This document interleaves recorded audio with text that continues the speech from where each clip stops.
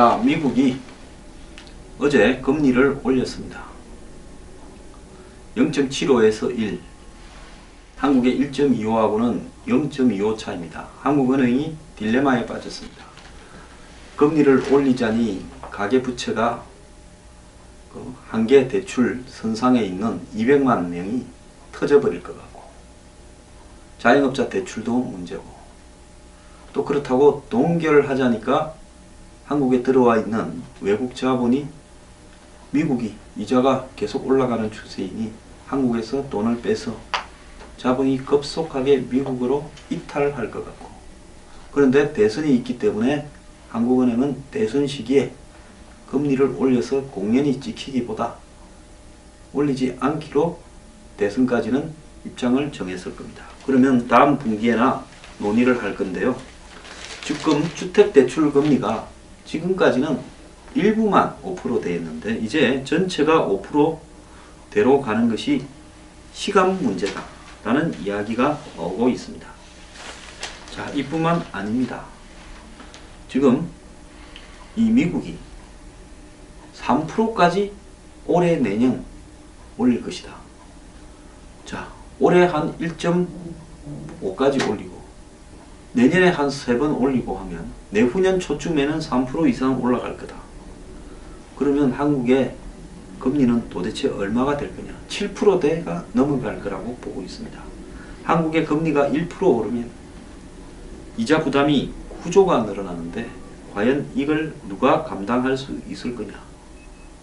자, 그래서 이 미국의 금리 인상은 한국의 대출 금리를 올릴 수밖에 없고, 결국은 이 대출 금리가 1344조 중에서 200만 가구 이상에게 당장 폭탄처럼 다가올 거다. 특히 이 200만 한 개 가구와 1인 자영업자, 혼자서 은행에 대출 받아서 이 자영업을 하는 사람에게는 매우 심각한 상황으로 올 거다. 이렇게 지금 이야기가 나오고 있습니다. 그래서 지금 코스피가 미국에 이런 상황에도 올라가고 환율 변동도 크게 심하지 않고 있다. 환율이 오히려 조금 이렇게 내려가는 부분에 대해서도 안정적이다. 이런 생각을 하는 사람도 있습니다. 이 금리가 인상이 되면 환율이 상승을 좀 해야 정상인데 오히려 환율이 더 떨어지는 부분은 이상 신호다. 또 코스피가 하락인 부분은 금리 인상이 영향을 주고 있지 못하다. 어제 어떤 분이 그랬더만요. 황장수 너 해석이 맞는 게 뭐 있냐? 아는 척 하지 마라. 어쩌다. 이렇게 이야기를 했는데 저 대학교에서 경제학 원론도 강의했고 또 이 재테크도 강의한 사람입니다. 개인적으로 재테크에 관심이 좀 없어서 그렇죠. 경제학 책 많이 읽은 사람입니다. 자, 그래서 제가 이야기를 드리고 싶은 부분은 지금 한국의 환율이나 한국의 주식시장 시세 이런 것들을 바라보면서 미국의 금리 인상 부분을 해석하지 말라는 겁니다. 그러다 큰 코 다칩니다. 자, 지금 비상신호가 울렸다고 생각을 하고 미국이 올해 4번이 아니라 3번 올리고 가지고 일희일비할 거 없습니다. 어쨌거나 비상신호고 이제 미국의 이자가 3% 가는 것은 시간 문제다. 2008년 금융위기 이전에요. 이런 이자는 일상적이었습니다. 그 이후에 세계 경제가 전부 힘이 다 빠져버리니까 또 종이 조각을 찍어내서 돈으로 헬리콥터로 돈을 뿌리다 이런 이야기까지 우스갯거리로 나오지 않았습니까?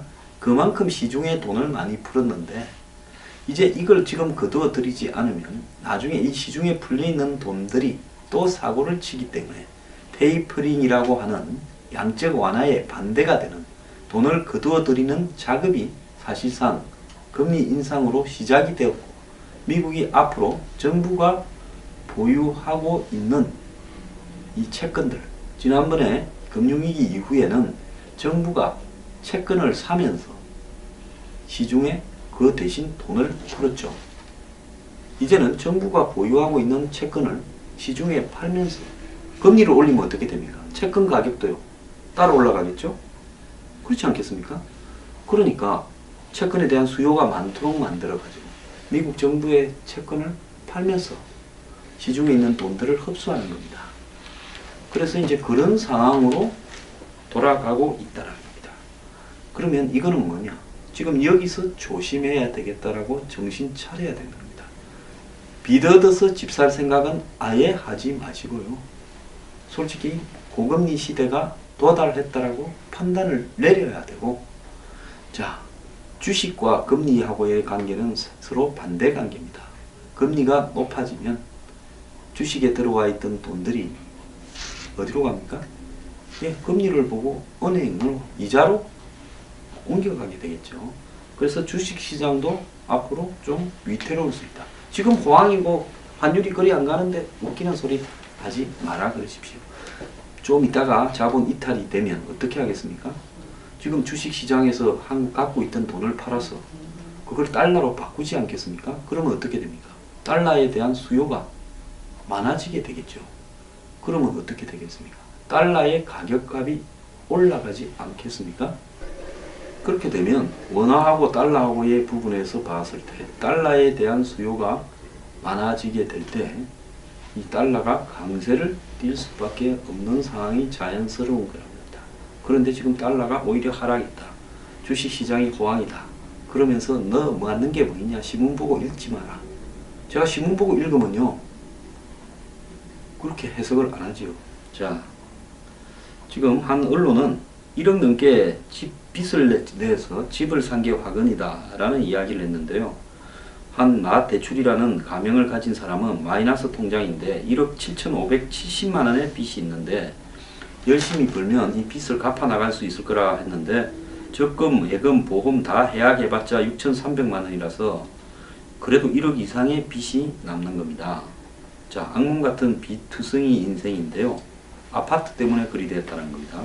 오를 거란 기대하에 무리하게 대출을 받아서 수도권 아파트를 샀는데 어제 금리가 미국이 0.25 올라가면서 앞으로 더 오를 거란 겁니다. 금리가 오르면 이자만 몇백만 원을 연간으로 봤을 때 더 내야 되는데 더 버티기는 어려울 것 같다라는 이야기입니다. 자, 한국의 평균적인 한계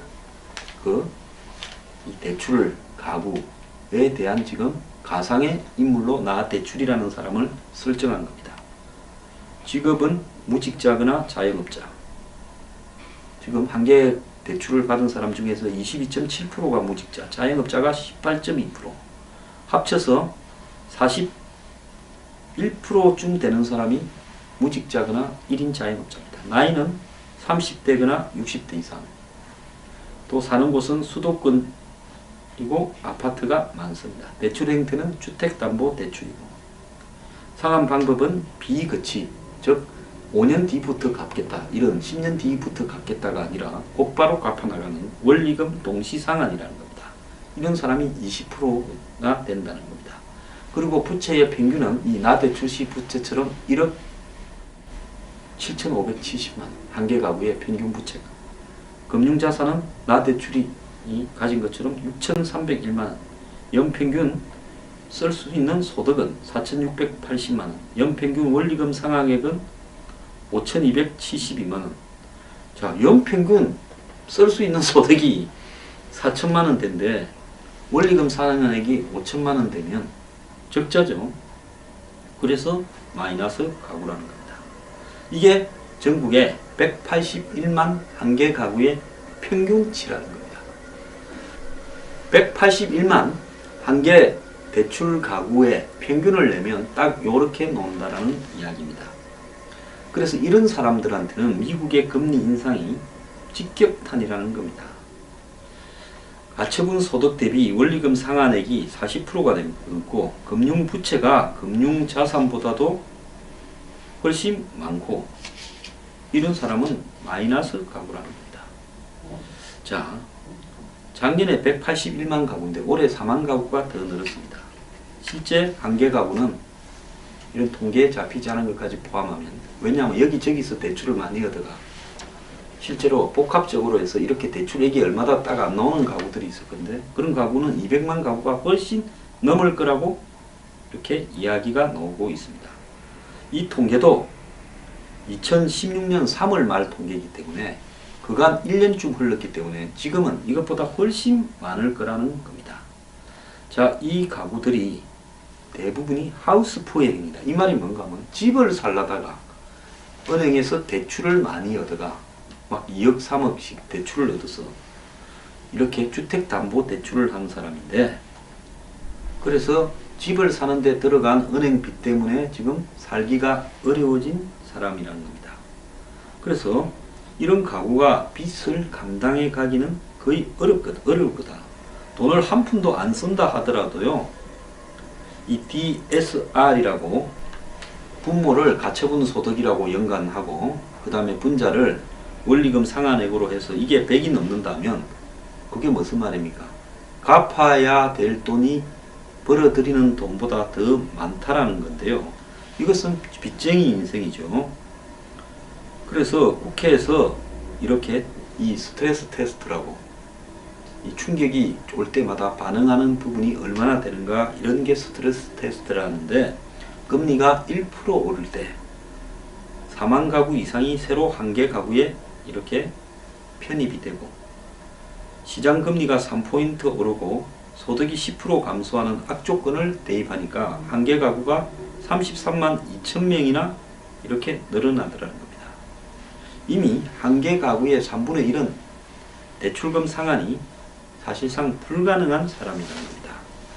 자, 여기에 대해서 문재인 후보가요, 가계빚 22조를 탕감하겠다. 대부업 이자를 20%로 내리겠다. 그래서 가계부채를 총량관리제를 도입해서 소득 대비 부채 비율을 150% 이하로 하겠다. 뭐 어쩌겠다는 겁니까? 돈을 줘버리겠다는 겁니까? 자본주의 사회에서 그러면 모랄 해저드는 어떻게 할 겁니까? 무리하게 빚을 내어서 닦아 쓰고는 감당을 못하는 사람은 정부가 틀어줍니까? 아예 전 국민들한테 그냥 한 2, 3억씩 돈을 좀 나눠주기를 바랍니다. 대부업체 적용 최고이자율은 27.9에서 20으로 단계로 인하하겠다. 이렇게 대부업체에 대해서 가혹하게 하시는 분이 어찌 2008년에 또 그 이전에 70억에 가까운 저축은행에 그 가지고 있는 채권을 시효를 연장시키기 위해서 신용불량자 같은 사람들에 대해서 끝까지 돈을 더 받아내려고 했는가? 그 부분 제가 따로 좀 다루겠습니다. 그리고 해수 힘든 채권은 정리한다. 아니, 본인이 과거에 자기가 있던 변호사 사무실을 통해서 끝까지 채권을 해소하려고 그걸 대행해주는 이 업무를 아주 형식적인 거죠. 청와대 비서실장을 마치고 돌아간 뒤에도 남아있던 거 한 10억 원어치 처리를 해서 총 한 70억 정도를 했더만요. 그래서 203만 명한테 부채 탕감을 해주겠다. 그리고 서민 260만 명한테 부채 해결을 지원해주겠다. 이게 대책이 아니죠. 그냥 이분들은요, 파산을 하게끔 해서 파산 이후에 생활보호 대상자로서의 대책을 마련해 줘야지요. 이런 식으로 기준 없이 그때그때 재수 좋은 사람들만 탕감해 준다면 전부 빚내서 소라도 잡아먹고 마는 게 낫지 않습니까? 아니, 이렇게 빚탕감을 좋아하시는 분이 과거 변호사 사무실에는 본인이 있다가 청와대 들어가면서 본인하고 동업하던 사람한테, 파트너한테 넘겼다가 나중에 또 지분을 다시 돌아와서는 받고, 그 법인이 법무법인 부산입니까 뭡니까? 70억에 부산저축은행이 가지고 있는 무슨 카드회사들 채권을 또 넘겨받아가고 있더라고요. 부산저축은행이. 그걸 갖다가 시효가 말로 되면 못 받으니까 시효를 연장하기 위한 집단소송을 맡았던 거로 지금 제가 이해하고 있습니다. 대통령 되면 이렇게 구하신데 과거는 왜 그렇게 했습니까? 자, 이 이야기가 오늘 좀 초점은 아니고요. 이제 제가 하고 싶은 이야기는 미국의 금리 인상 그리고 한국의 금리 인상은 이제 필수적이고 전부 부채를 줄이는 쪽으로 집중해야 되고요. 정치권의 이런 이 쇼, 한마디로 선심성 쇼는 통하지 않는다라는 이야기를 해드리고 있습니다. 안 될 겁니다. 기대하지 마시기 바랍니다.